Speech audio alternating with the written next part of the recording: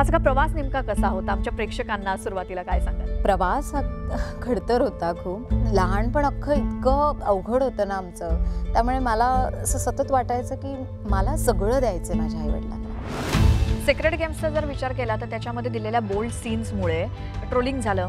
कसं फेस केलं त्या सगळ्याला? जी गोष्ट फक्त वादग्रस्त होते, जी गोष्ट फक्त लोकांपर्यंत वेगवेगळ्या क्षेत्रातून पोहोचते, तीच पोहोचते अनफॉर्च्युनेटली.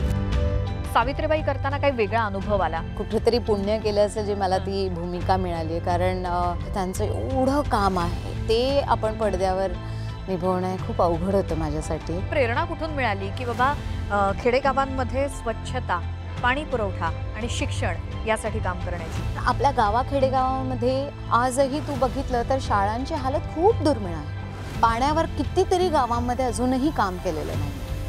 संडास आहे पण वापरत नाहीत कोणी.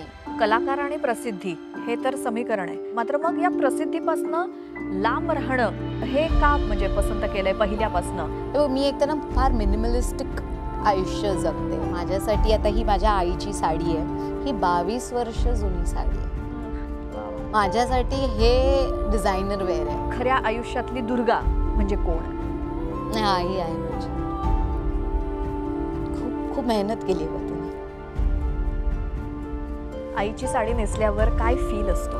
एकदा तिची साडी किंवा तिचं काही घालून मला एक वेगळाच कॉन्फिडन्स येतो. मला असं वाटतं की मी कुठलंही काही म्हणजे जग जिंकू शकते, कारण तिचा मला सपोर्ट आहे.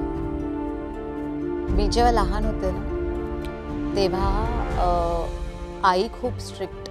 एक असा वेळ गेला ना की ज्यावेळेस मला खूप राग यायचा तिचा आणि मला नाही आवडायचं तिच्याशी बोलायला. मी जेव्हा समाजाकडे बघायला गेले तेव्हा मला कळलं की अरे मी का उगीच आईला दोष देते, कारण तिने तोच समाज बघितला आहे, तेच आयुष्य जगलेले आहे आणि मला त्या समाजाला बदलायचं.